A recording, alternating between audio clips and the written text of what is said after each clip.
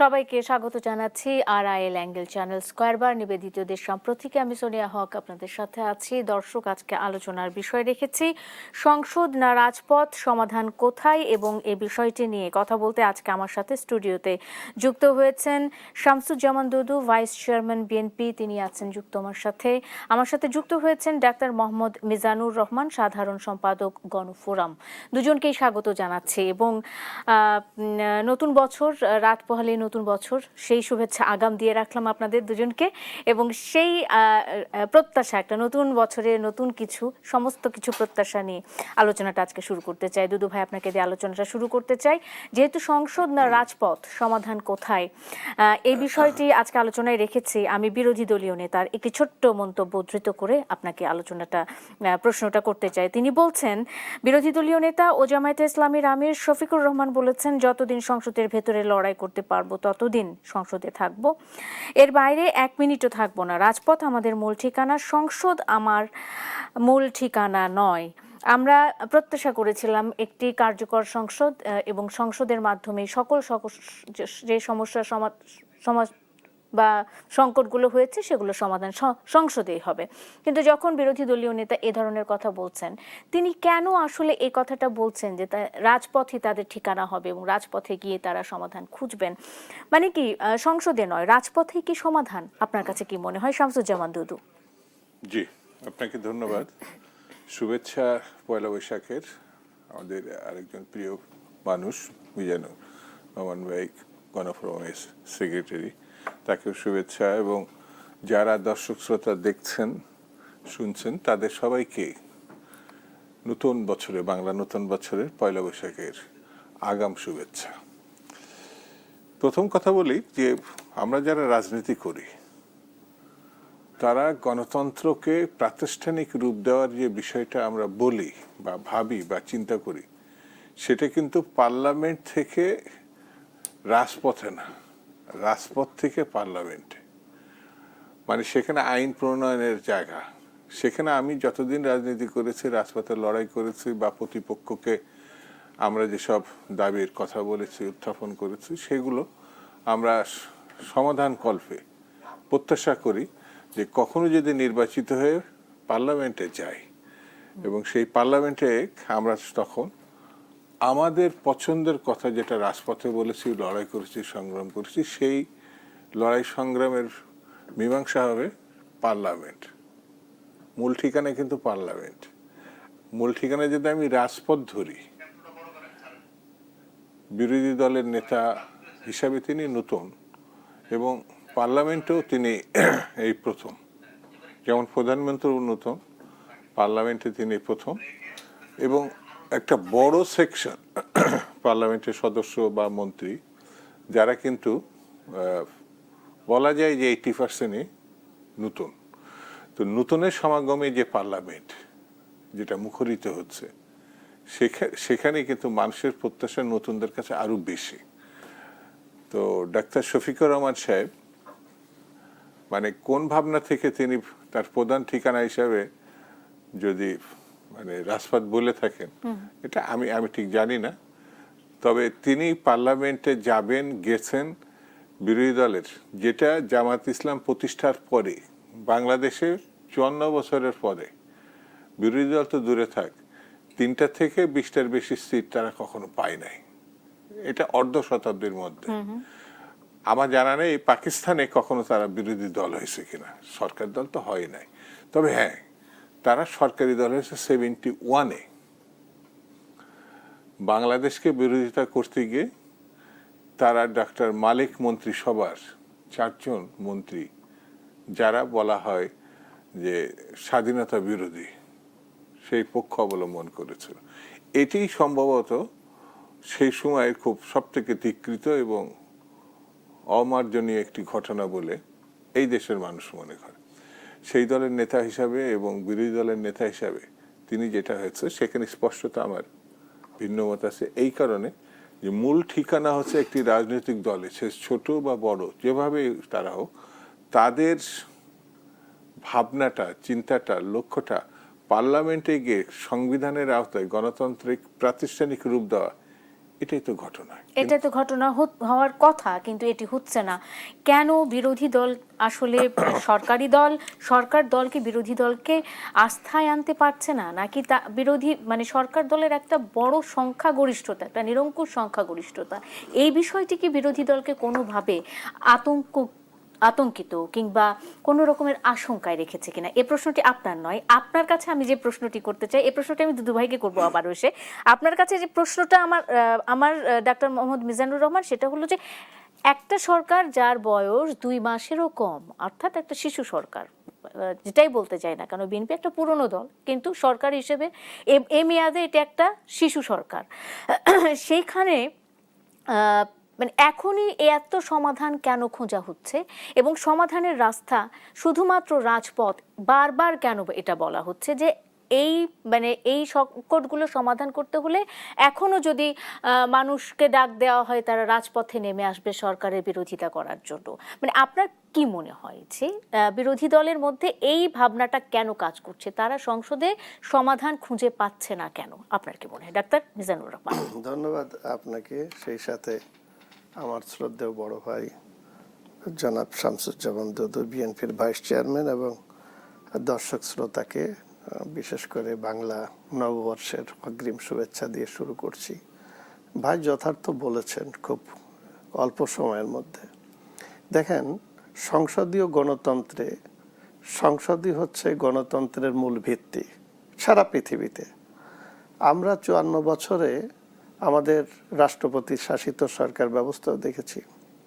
এরপরে কিন্তু 91-তে নির্বাচনের পরে যখন বিএনপি ক্ষমতায় আসে, তখন কিন্তু আমাদের আবার সংসদীয় গণতন্ত্রের যাত্রাটা শুরু হয়।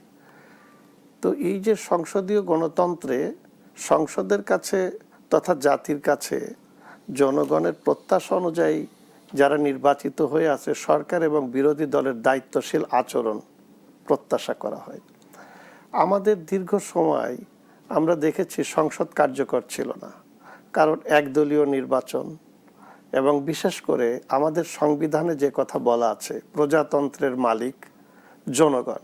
তো জনগণ কিভাবে মালিক হয়? আপনাদের এখানেও আমি বারবার বলেছি, তা হচ্ছে যে প্রতি 5 বছর পর পর নির্বাচনে তারা তাদের মনোনীত যোগ্য প্রার্থীকে নির্বাচিত করে জাতীয় সংসদে পাঠায়, যাতে তারা রাষ্ট্রটা ভালোভাবে পরিচালনা করতে পারে। কিন্তু আমাদের এখানে সংসদে কখনোই আমরা দেখিনি যে গণতন্ত্রকে প্রাতিষ্ঠানিক রূপদান দেওয়া এবং জন আকাঙ্ক্ষা নিয়ে আইন প্রণয়ন করা এবং রাষ্ট্রের কল্যাণকর দিকে যাওয়া। কারণ ভালো সরকার যে আসে নাই তা না, কিন্তু বিরোধী দল কিভাবে ডিস্টার্ব করা যায় এটাই অতীতে আমরা দেখেছি। ঠিক এই যে 15-16 বছর আমরা কিন্তু মহাজোটের বিপরীতে বিএনপি, গণফোরাম, জামাত ইসলাম বা এই যে যারা এখন আমরা সক্রিয়, বিশেষ করে সংসদে আছি কিংবা সংসদে নাই, আমরা কিন্তু এই 17 বছরে কি আমাদের কোনো শিক্ষা হয়নি? এই অভ্যুত্থানের মধ্য দিয়ে আমাদের নতুন করে একটা যাত্রা হলো যে আমাদের গণতন্ত্রকে প্রাতিষ্ঠানিক রূপদান করতে হবে। সেই জন্য আমাদের আকাঙ্ক্ষা যে একটা নির্বাচন হোক। ডক্টর মোহাম্মদ ইউনূস দিয়েছেন, নির্বাচনের মধ্য দিয়ে বিএনপি সরকার গঠন করেছে। বিরোধী দলে যারা আছে তারা, আর এরা তো একসাথে আন্দোলন দীর্ঘদিন করেছে। এবং সবচেয়ে মজার যে ব্যাপারটা যদি খেয়াল করে দেখেন, যে এই জামাতে ইসলাম বাংলাদেশের রাজনীতি করার সুযোগ পেয়েছে বহুদলীয় গণতন্ত্র চর্চা যখন হয় শহীদ রাষ্ট্রপতি জিয়াউর রহমানের হাত ধরে, এবং তাদের যত দুর্দিন গিয়েছে রাজনীতিতে, বিএনপি কিন্তু ছায়ার মতন তাদেরকে পাশে থেকেছে, এটা নির্দ্বিধায় বলা যায়। আর আজকে এই অভ্যুত্থানের পরে রাষ্ট্র ক্ষমতায় তারা রাতারাতি চলে যাবে মানে একটা আকাঙ্ক্ষায় তারা এই যে বিশেষ করে সংস্কার প্রস্তাব নিয়েও তারা যে সমস্ত বলি দিয়েছে, বক্তব্য দিয়েছে, সেগুলো আমাদের কাছে অনাকাঙ্ক্ষিত মনে হয়েছে। সংস্কারের পথে বিএনপি সবচেয়ে বড় বাধা, এমনটা গতকাল নাহিদ ইসলাম বলেছেন। আমি বলি, এবং ওনার কথা বলছি, এই যে মূল কথাটা হলো যে একটা নির্বাচনের মধ্য দিয়ে আপনি যেটা বললেন 2 মাস একটি সরকার, এবং তারা কিন্তু সংসদে 2 দলই গঠনমূলক আলোচনা করবে এটাই প্রত্যাশা। কিন্তু সংসদে যে তারা যেই ধরনের আলোচনা করা দরকার সেটা করছে না। তার একটি কারণ আমি আমার দল গণফোরামের পক্ষ থেকে বলছি, তার আমার ব্যক্তিগত যদি বলি, এখানে সংসদীয় গণতন্ত্রে সংসদকে কার্যকর করার জন্যে যারা নির্বাচিত হয়েছেন, জনগণ কি করবে? যাদেরকে মনোনয়ন দিয়েছে দল, তারাই তো নির্বাচনে আসবে। এখন সেই জায়গায় যারা নির্বাচিত হয়েছে তাদের পড়াশুনো, সংসদকে কার্যকর করতে আইনগুলো নিয়ে সেই ধরনের আমি চর্চা দেখছি না। আপনি যদি দেখেন বিরোধী দলে যারা আছে, কখন নোটিশ দিতে হবে, কখন কোনটার উপরে কিভাবে আলোচনা করতে হবে, এটা তারা বুঝছেও না। তাদের তো বেশিরভাগই নতুন। এখন নতুন যে, তাহলে তো তাদের ওইটা চর্চা করতে হবে। বিরোধী দলীয় নেতা দাঁড়িয়ে যাচ্ছেন, কিন্তু সেখানে সংসদের যে রীতিনীতি, এটার বাইরে উনি কথা বলতে যাচ্ছেন। স্পিকার বারবার থামাচ্ছেন। আমি যে বলছি শুধু বিরোধী দলের অপরিপক্কতা তা না, সরকারি দলের মধ্যেও মন্ত্রীদের দেখবেন যে তারা বিল পড়তেই পারছেন না। স্পিকার বলে দিচ্ছেন, পাশের থেকে বলে দিচ্ছেন, তারপরে হচ্ছে না। তার বারে আপনি 2 মাস সরকার এবং বিরোধী দলে অনেকেই নতুন আছেন, তাদেরকে আমরা স্বাগত জানাই, কিন্তু তারা যেভাবে পড়াশুনো করা কিংবা এটার চর্চা করা, অভিজ্ঞতা অর্জন করা, সেই দিকে তাদের অনেকটা ঘাটতি আছে। এখন দেখেন যে অভ্যর্থনটা হয়ে গেল, তারপরে একটি বিরাট সরকার, 300 এমপি, বিশাল মন্ত্রী পরিষদ চলে গেছে। এখন তারা মনে করছে যে আমরা ডাক দিলেই মনে হয় সেই ঘটনা আবার হবে। এই যে নাহিদ ইসলামের কথা বললেন, উনি কয়েকদিন আগে বলল যে ডক্টর মোহাম্মদ ইউনূসকে আবার আন্দোলনের রাজপথে ডাক দিয়ে নামতে হবে। কেন? যে সংস্কার যেটা উনি করে দিয়ে গেছেন সেটা হচ্ছে না। ডক্টর ইউনূস এখন ডাক দিলে কি মানুষ নামবে? আমার তো বিশ্বাস হয় একজনও নামবে না। কারণ এই 17 বছরে উনি সংস্কারের নামে রাষ্ট্র ব্যবস্থা এবং বিশেষ করে বিচার ব্যবস্থা সবকিছু, আগে সরকার তো ড্যামেজ করেছে, উনি আরো বেশি ড্যামেজ করেছে। এই জন্য ওনাদের ডাকে জনগণ নামবে না, বরং এই যে 2 মাস তারা যে সংসদে গিয়েছে, 5 বছরের জন্য ম্যান্ডেট নিয়েছে, তারা সংসদে গণতন্ত্রকে কার্যকর করার জন্য এবং আইনের শাসন, এবং এই যে দেখেন রাষ্ট্রে কত বড় গুরুত্বপূর্ণ বিষয় যে আজকে গ্যাসের সংকট, তেলের সংকট, বহির্বিশ্বের যে অবস্থা, সেটাকে মোকাবেলা করার জন্য জাতীয়ভাবে এক হতে হবে। কিন্তু এটা নিয়ে কোনো প্রশ্ন তুলছে না যে সরকারের তো এখানে সংকট, তা না, এই সংকটটা তো বৈশ্বিক। বিরোধী দল তো সেই ব্যাপারে সরকারি দলকে সাপোর্ট দিয়ে একটা জাতীয় ঐক্য হওয়া দরকার। কিন্তু একজন নাগরিক হিসেবে আমরা কি তা দেখছি? তা না, বিরোধী দল সংসদে ভূমিকা রাখতে ব্যর্থ হয়ে তারা হঠাৎ করে রাজপথে নিয়ে যেতে চাচ্ছে, রাজপথের দিকেই তারা আবারও ফিরে যেতে চাইছে। আমি আবারও ডাক্তার মোহাম্মদ মিজানুর রহমান আপনার কাছে ফিরবো। আমি চলে যেতে চাই আবার শামসুজ্জামান দুদুর কাছে। প্রশ্নটি ছিল যে বারবার কেন বিরোধী দল রাজপথ করছে, তারা রাজপথেই কেন ফিরে যেতে চাচ্ছে, এবং তারা রাজপথে সংগ্রাম করেছে, আমরা দেখেছি রাজপথে এক ধরনের আন্দোলন করেছে, সবকিছু ঠিক আছে, কিন্তু এই যে সংসদে যে সংকট হচ্ছে সেই সংকটগুলোর মোকাবেলা করার জন্য তারা চলে যাচ্ছে রাজপথে। সরকার দল কি আসলে বিরোধী দলকে মানে আস্থায় আনতে পারছে না, কিংবা বিএনপি একটা নিরঙ্কুশ সংখ্যাগরিষ্ঠতা পেয়েছে, এটি কি কোনো কারণে বিরোধী দলের ভেতরে এক ধরনের আশঙ্কার জন্ম দিয়েছে কিনা, এ কারণে তারা রাজপথে ফিরে যেতে চাইছে? এমনটা কি দুদু ভাই, কি মনে হয় আপনার? না, এমনটা ঠিক বলবো না। যেটা রহমান সাহেব বেশ সুন্দর করে বলেছেন যে অনভিজ্ঞতা। ধরেন আমি শুরুতেই বলেছি ডাক্তার শফিকুর রহমান সাহেব, তিনি বিরোধী দলের নেতা হিসাবে, সংসদ সদস্য হিসাবে নতুন, পার্লামেন্টে কখনো যাননি, ইলেকশন করেছেন কিন্তু তখনও যেতেন না, এবার জিতেছেন, পার্লামেন্টে গেছেন, বিরোধী দলের নেতা হয়েছেন। বিএনপিরও বেশ কিছু হয়তো নতুন আছে, যেটা পার্লামেন্টের এমনকি বিরোধী দলের রাজনীতিতেও যে হোমওয়ার্কটা থাকে, অর্থাৎ রাজপথের রাজনীতিতেও কিন্তু কোনো প্রস্তুতি ছাড়া আমি গিয়ে একটা বক্তৃতা করলাম, স্লোগান দিলাম, তারপর লাফালাফি করে চলে গেলাম, ইট ইজ নট পলিটিশিয়ান বলা যাবে না। আমার রাজনীতির বিষয়টি আমি জনগণকে অ্যাড্রেস করব, মাধ্যম দুটো, বিরোধী দলের রাজপথে হবে, পার্লামেন্টে হতে পারে। কিন্তু আমি পার্লামেন্টটাকে, যেটার জন্য আমি বলা যায় যে 3টা নির্বাচন এই দেশে ভালো নির্বাচন হয় নাই, তো সেই নির্বাচন যদি ভালো হতো তাহলে তো গণঅভ্যুত্থানে মুখোমুখি কোনো সরকার হতো না, বা আওয়ামী লীগের যে পরিণতিটা হয়েছে হয়তো ওটা নাও হতে পারতো, ইতিহাস অন্যভাবে লেখা হতো। কিন্তু এই তিনটে নির্বাচনে যেভাবে 14ই মানে একেবারেই বিরোধী দলবিহীন, মানে বিনা প্রতিদ্বন্দ্বিতা একটা পার্লামেন্ট, এটা বিশ্বে কোনো জায়গায় নেই। আবার 18তে মানে দিনের ভোট রাত্রে এসে, এটা সর্বজন বিদিত, সারা বিশ্ব এটা দেখেছে। আর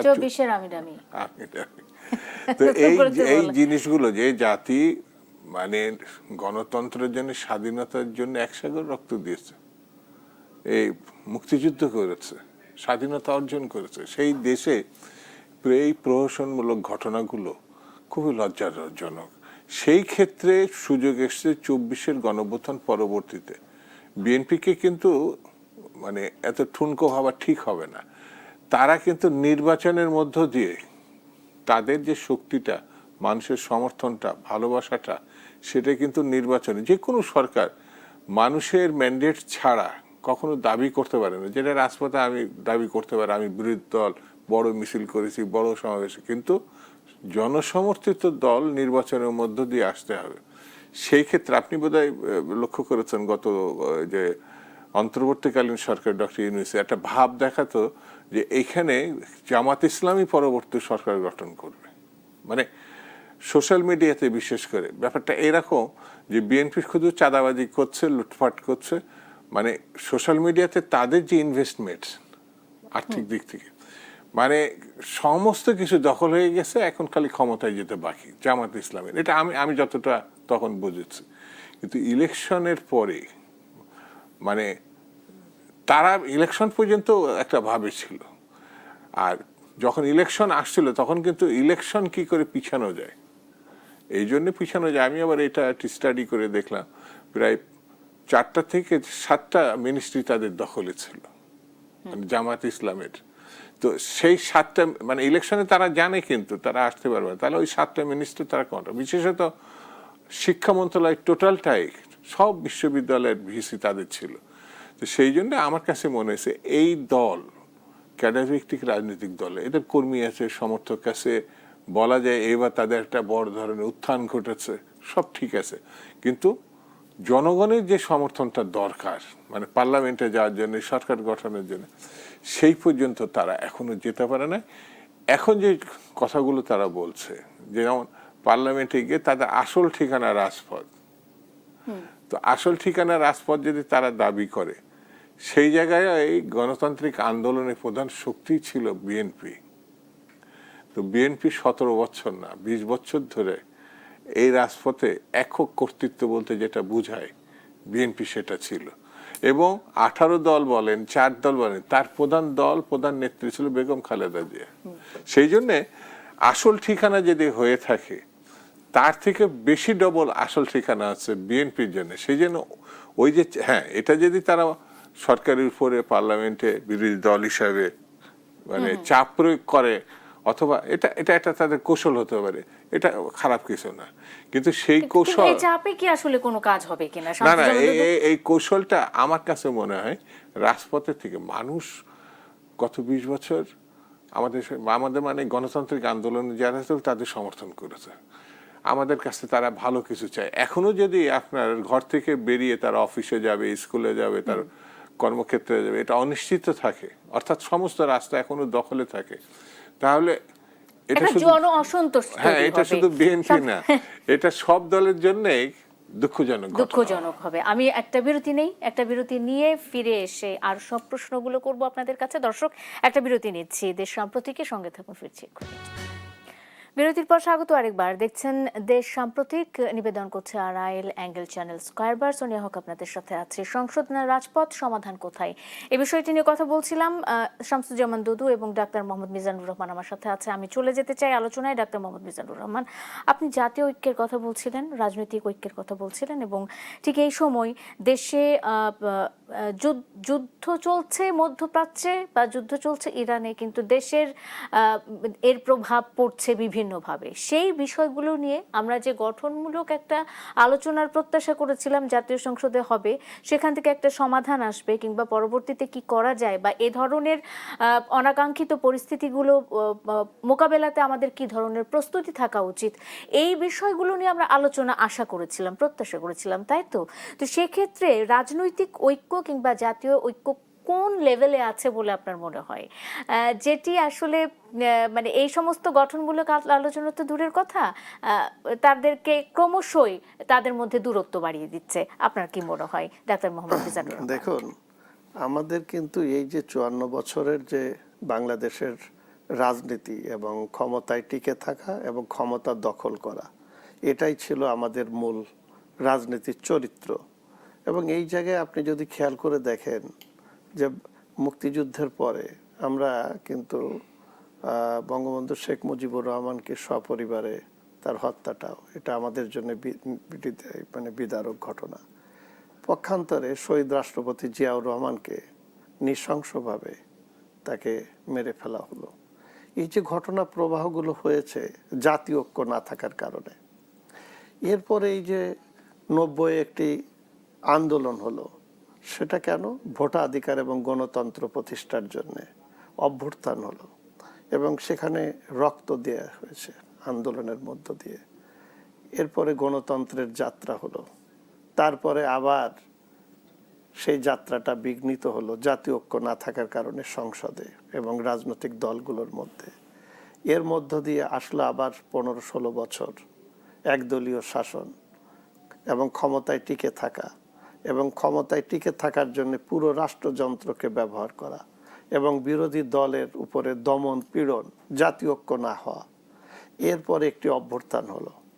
এই অভ্যুত্থানের মধ্য দিয়ে আমাদের একটি জাতীয় ঐক্য কিন্তু গড়ে উঠেছিল। ডক্টর মোহাম্মদ ইউনূসকে আমরা সকল মিলে দায়িত্ব দিয়েছিলাম যে আপনি দায়িত্ব নেন, আপনি নোবেল বিজয়ী, এবং তার মধ্যে একটি আকাঙ্ক্ষা ছিল। নানা সময় একটি দলও তিনি করতে গিয়েছিলেন। আবার 1993 সালে যখন গণফোরাম প্রতিষ্ঠা হয়, তার উদ্বোধনী অনুষ্ঠানের কিন্তু প্রধান অতিথিও তিনি ছিলেন। তার লেখা কয়েক পৃষ্ঠা আমার স্বপ্নের দল। সেই আকাঙ্ক্ষা ছিল, ওনাকে দায়িত্ব দেওয়া হলো। উনি বিদেশ থেকে কিছু লোকজন হায়ার করে এবং এখানে যারা রাজনীতি কিংবা জনগণের আকাঙ্ক্ষা নিয়ে কখনো কাজ করেন নাই, তাদের নিয়ে একটা বিশাল উপদেষ্টা পরিষদ তিনি করলেন। এবং সেখানে জাতীয় ঐক্য যেটা গড়ে উঠেছিল অভ্যুত্থানের পরে, সেখানে মব তৈরি করা, নানা কারণে তিনি কিন্তু সেই ঐক্যটা বিনষ্ট করে দিলেন। এরপরে কি হলো? নির্বাচন হলো। এই নির্বাচনে কারা অংশগ্রহণ করলাম? যারা আমরা এই দীর্ঘদিন ধরে গণতন্ত্র এবং আইনের শাসন প্রতিষ্ঠার জন্য আন্দোলন করেছিলাম। আমাদের মধ্যে তো একটা ঐক্য ছিল, কিন্তু দেখেন কি আজব, নির্বাচন যতই ঘনিয়ে আসলো, একে অপরের পর আমরা যেভাবে কাদা ছোড়াছুড়ি করেছি, নোংরামি করেছি, অপপ্রচার করেছি, জনগণ কিন্তু ভালোভাবে নেয়নি।